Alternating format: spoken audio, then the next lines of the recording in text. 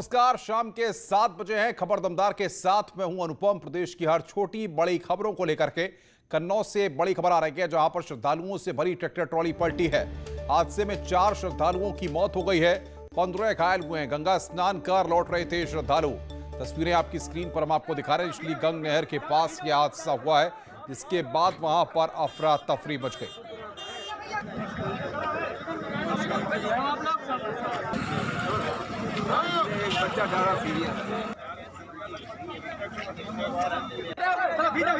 गंगा स्नान करके श्रद्धालु वहां पर लौट रहे थे, तब यह हादसा हुआ है। इसलिए गंग नहर के पास यह हादसा हुआ, इसमें 4 लोगों की मौत हो गई है, 15 लोग घायल बताए जा रहे हैं, जिनका उपचार किया जा रहा है। कन्नौज में 4 श्रद्धालुओं की मौत हो गई हादसे में, घायलों का अस्पताल में इलाज जारी है। ये तस्वीरें हम आपकी स्क्रीन पर आपको दिखा रहे हैं, किस तरीके से जेसीबी मशीन को वहां पर मार्ग खोलने के लिए मौके पर बुलाना पड़ा। श्रद्धालुओं से भरी ये ट्रैक्टर ट्रॉली वहां पर पलट गई।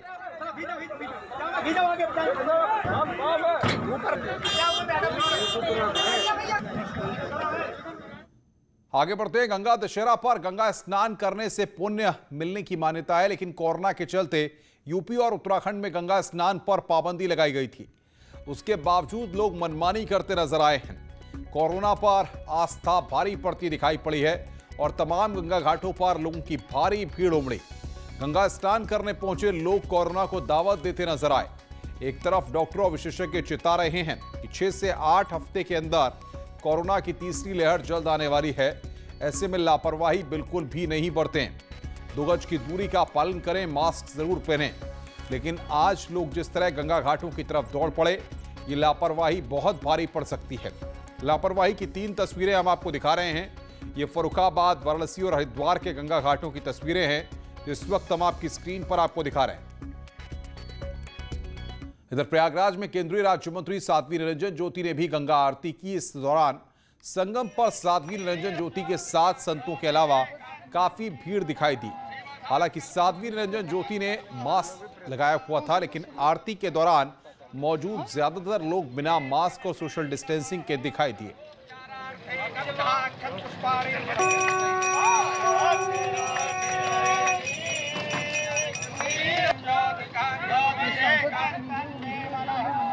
आगे बढ़ रहे हैं। कोरोना की तीसरी लहर की आशंका को देखते हुए स्वास्थ्य मंत्री जयप्रताप सिंह ने न्यूज 18 से बातचीत में कहा कि यूपी सरकार की हर संभव तैयारी है।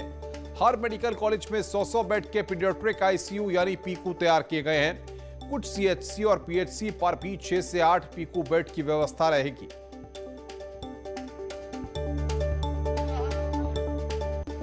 मुख्यमंत्री के निर्देशन में हम लोग ने हर मेडिकल कॉलेज में 100 बेड का पीडियाट्रिक आईसीयू का इंतज़ाम हम लोगों ने कर भी दिया है। 50 बेड का आईसीयू जिला अस्पतालों पर और 6 से 7 बेड के आईसीयू कुछ सामुदायिक स्वास्थ्य केंद्र पर। इनमें पीडियाट्रिक आईसीयू से संबंधित जो उपकरण हैं, जो संसाधन हैं, जो मैन पावर है, पीडियाट्रिशियन जो डॉक्टर्स होते हैं, इन सब की ऑलरेडी भर्ती होके इन लोग का ट्रेनिंग भी चल रहा है। अलग अलग मॉड्यूल बना के हमारे पीजीआई के यहाँ से, केजीएमयू के यहाँ से और हमारा खुद का एक मॉड्यूल, हमारा जो प्रशिक्षण केंद्र है लखनऊ में, वहाँ पर भी हमारा ये चल रहा है। अखिलेश यादव ने योगी सरकार पर संकल्प पत्र में किए गए वादे पूरे न करने का आरोप लगाया है। अखिलेश ने कहा कि भारतीय जनता पार्टी को पलटकर अपने संकल्प पत्र को पढ़ना चाहिए। किसानों की आय दोगुनी करने के लिए क्या किया और बेरोजगार नौजवानों की बहुत उनके लिए वादे किए गए थे, उनका क्या हुआ। अखिलेश के आरोपों पर डिप्टी सीएम दिनेश शर्मा ने पलटवार करते हुए कहा, जितना काम योगी सरकार ने 4.5 सालों में किया है, उतना किसी सरकार ने नहीं किया। सरकार अपने सभी वादे पूरे कर रही है। कि जब भारतीय जनता पार्टी को पलट करके अपने संकल्प पत्र को देखना चाहिए और जनता को ये बताएं कि किसानों की आय दोगुनी करने के लिए क्या किया है। जो हमारा नौजवान बड़े पैमाने पे बेरोजगार है, नौकरी नहीं मिल रही है, आखिरकार उनके लिए क्या किया है। इसी तरह लगातार डीजल पेट्रोल महंगा हुआ है, महंगाई कितनी ऊंचाइयों पे पहुंच गई। जिस प्रदेश ने प्रधानमंत्री दिया हो, जिस प्रदेश ने राष्ट्रपति दिया हो और बड़े बड़े आयोजन किए गए हों जिसमें कि व्यापार बढ़ाने का संकल्प लिया गया हो, तो आखिरकार इन्हें बताना चाहिए कि ज़मीन पर कितना पहुंचा है इन्वेस्टमेंट।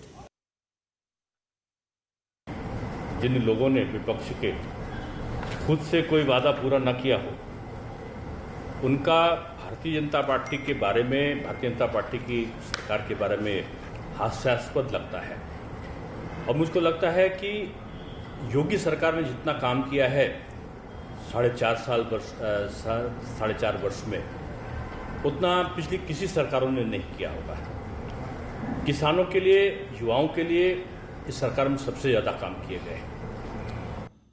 और बड़ी खबर इस वक्त आ रही है, यूपी बीजेपी की मीडिया टीम का ऐलान कर दिया गया। एक प्रदेश मीडिया प्रभारी, 4 सह प्रभारी मनीष दीक्षित बनाए गए हैं। मीडिया प्रभारी 15 प्रवक्ताओं के नाम का ऐलान किया गया है। 15 प्रवक्ताओं में 3 महिलाओं को भी जगह दी गई है। तो बड़ी खबर, यूपी बीजेपी की मीडिया टीम का ऐलान कर दिया गया है। 15 प्रवक्ताओं में 3 महिलाओं को जगह दी गई है। मनीष दीक्षित को मीडिया प्रभारी बनाया गया है। एक प्रदेश मीडिया प्रभारी, 4 सह प्रभारी बनाए गए हैं और 15 प्रवक्ताओं के नामों का ऐलान किया गया है।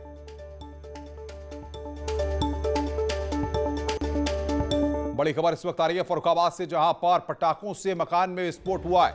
2 लोग गंभीर रूप से घायल हुए हैं। धमाके से मकान की छत गिरी है। कई लोगों के दबे होने की आशंका जताई जा रही है। तस्वीरें इस वक्त हम आपकी स्क्रीन पर आपको दिखा रहे हैं। घर में पटाखे बनाने का काम वहां पर होता था, वहां पर विस्फोट हुआ। ये पहली तस्वीरें आपकी स्क्रीन पर हम आपको दिखा रहे हैं। 2 लोग गंभीर रूप से वहां पर घायल हुए हैं। धमाके से मकान की छत गिरी है। कई लोगों के फिलहाल दबे होने की आशंका जताई जा रही है। घर में पटाखे बनाने का काम वहां पर होता था। आपको बता दें कि रिहायशी इलाका है। पटाखों से मकान में वहां पर विस्फोट हुआ है। घर में अवैध तरीके से पटाखे बनाए जाते थे और वहां पर विस्फोट हुआ, मकान की छत गिरी है। फर्रुखाबाद की यह खबर हम आपको बता रहे हैं। कई लोगों के दबे होने की आशंका इस वक्त वहां पर जताई जा रही है। जैसा कि आप तस्वीरें देख रहे हैं, किस तरीके से जो छत गिरी है उसके बाद वहां पर अफरा तफरी मच गई। ये देखिए आप, धुआं वहां पर साफ तौर पर दिखाई दे रहा है।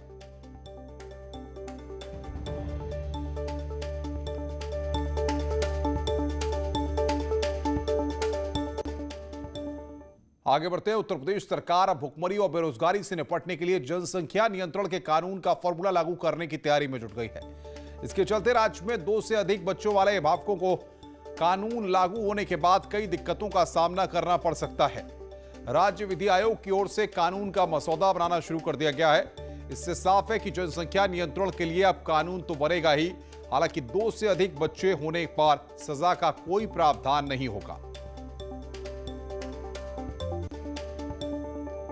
देखिए, हम लोगों के जहन में ये ख्याल पिछले लगभग 2 साल से कोरोना महामारी की स्थिति को देखते हुए आया कि अगर हमारी जनसंख्या नियंत्रित होती तो हमारी ये महामारी और अच्छी तरह नियंत्रित हो सकती थी। हमने देखा कि ऑक्सीजन की कमी हो गई, हमने देखा कि इंजेक्शन्स की कमी हो गई, हमने देखा कि दवाइयों की कमी हो गई, उनकी कालाबाजारी होने लगी। तो जनसंख्या आज से नहीं, पिछले काफ़ी समय से एक चिंता का विषय बनी हुई है। आगे बढ़ते हैं। अयोध्या पहुंचे कृषि मंत्री सूर्य प्रताप शाही ने आज ढिलाई पर सख्त कार्रवाई की बात कही है। कृषि मंत्री ने उपनिदेशक कृषि अशोक कुमार को सस्पेंड कर दिया। असल विभाग बैठक में कृषि उपनिदेशक अशोक कुमार प्रधानमंत्री सम्मान निधि के पेंडिंग मामलों की जानकारी नहीं दे पाए। यही नहीं, जब कृषि मंत्री ने गेहूं खरीद के क्लस्टर के बारे में जानकारी मांगी तो वो जवाब नहीं दे पाए। नाराज कृषि मंत्री ने बैठक में तात्कालिक प्रभाव से सस्पेंड कर दिया और बैठक में मौजूद संयुक्त कृषि निदेशक की भी स्क्रीनिंग करने के आदेश दिए।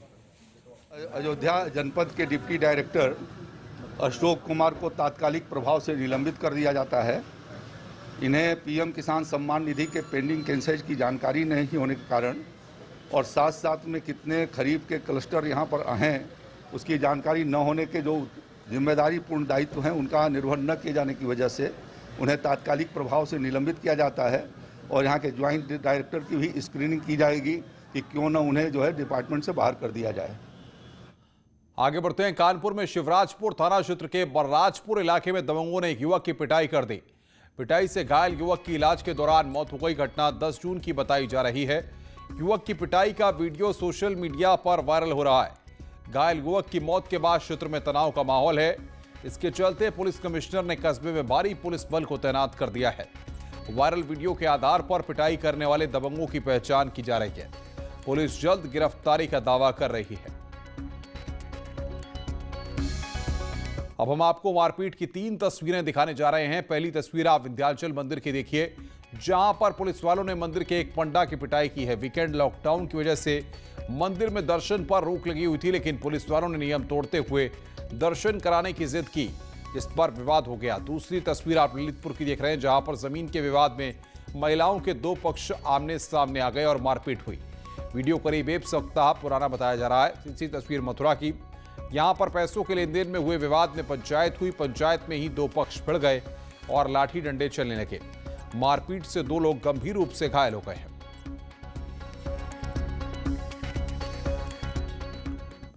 आगे बढ़ते हैं गाजियाबाद से खबर, जहां पर आपसी झगड़े को मजहबी रंग देने के आरोप में गिरफ्तार किए गए समाजवादी पार्टी नेता उमेद पहलवान को कोर्ट में आज पेश किया गया। कोर्ट ने पहलवान को 14 दिन की न्यायिक हिरासत में जेल भेज दिया है। पहलवान पर लोनी कांड में सांप्रदायिक साजिश का आरोप लगा है। उसने बेल की अर्जी लगाई थी, लेकिन कोर्ट ने उसे खारिज कर दिया है। पहलवान को कल दिल्ली से गिरफ्तार किया गया था। इधर लोनी कांड में ही गाजियाबाद पुलिस ने बड़ा खुलासा किया है। गिरफ्तार उमेद पहलवान से पूछताछ में कई खुलासे हुए हैं कि उसने घटना को सांप्रदायिक रूप देने की साजिश रची। बुजुर्ग अब्दुल समद से पिटाई की घटना का समाजवादी पार्टी नेता उमेद पहलवान ने राजनीतिक लाभ लेने की कोशिश की। साजिशन पूरी घटना को सांप्रदायिक रूप दिया गया। पीड़ित बुजुर्ग को अपने भरोसे में लेकर उसके गलत बयानी करवाकर घटना को मजहबी रूप देने की कोशिश की गई। अपनी साजिश को अंजाम देने के लिए इलाके के ही एक अन्य शख्स को भी शामिल किया गया था। पहलवान ने पूरी चीज़ें हमको बताई।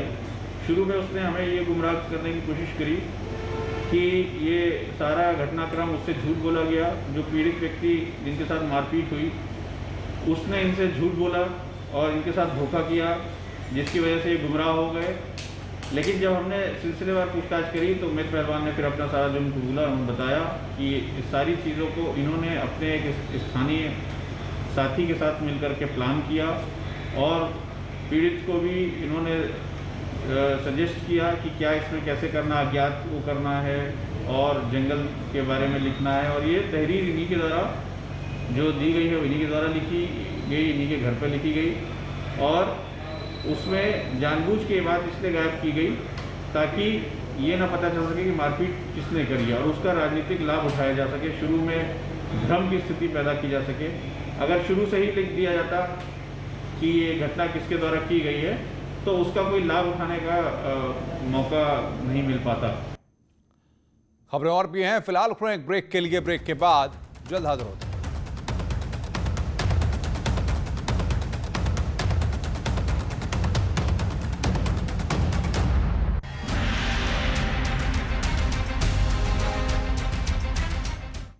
सीबीएसई बोर्ड के बाद यूपी बोर्ड भी 10वीं और 12वीं परीक्षा के लिए फॉर्मूला तय कर लिया गया है। 12वीं के लिए 50 + 40 50 10% का फॉर्मूला लगेगा, यानी कि 10वीं के 50% मार्क्स, 11वीं के 40% मार्क्स और 12वीं प्री बोर्ड के 10% अंकों को जोड़कर 12वीं का फाइनल रिजल्ट तय होगा।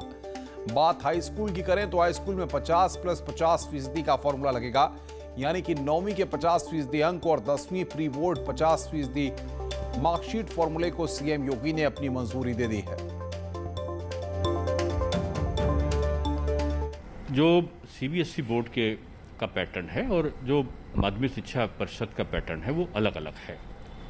हमने भी पहली बार प्री बोर्ड की परीक्षाएं कराई थी, इसलिए हमारे पास भी अंक मिले थे, लेकिन अंक की निकटता उनकी मेधा शक्ति का आकलन कैसे हो, इसके लिए आधार जैसे इंटर में है तो हाई स्कूल में जो होगा उसको भी लिया, फर्स्ट ईयर में जो उन्होंने परीक्षा दी उसको भी लिया और इंटर।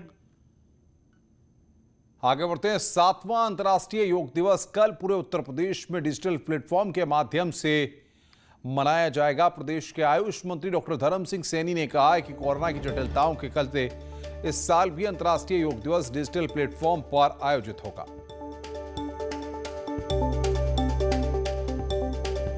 वैश्विक महामारी कोविड-19 की जटिलताओं के कारण गत वर्ष की भांति इस वर्ष भी डिजिटल प्लेटफॉर्म पर अंतर्राष्ट्रीय योग दिवस का आयोजन किया जा रहा है, जिसमें योगाभ्यास, योग कला एवं योग प्रश्नोत्तरी के माध्यम से जन जन को जागरूक करने के लिए प्रतियोगिताओं का आयोजन ऑनलाइन किया जा रहा है। देश के सबसे बड़े राजनीतिक कुनबे में गिने जाने वाले मुलायम सिंह यादव परिवार में हुई एक शादी में पूरा कुनबा जुटा। मुलायम की पौत्री और तेज प्रताप यादव की बहन दीपाली की शादी में पूरा यादव परिवार शामिल हुआ। बारात सफाई के पावर कॉरपोरेशन के गेस्ट हाउस से बैंड बाजे के साथ मुलायम के घर पहुंची निकली। शादी में शामिल होने के लिए मुलायम, रामगोपाल, अखिलेश, शिवपाल समेत परिवार के सभी सदस्य शनिवार को ही सफाई पहुंच चुके थे। खबरों का सिलसिला लगातार जारी है। फिलहाल इस बुलेटिन में इतना ही।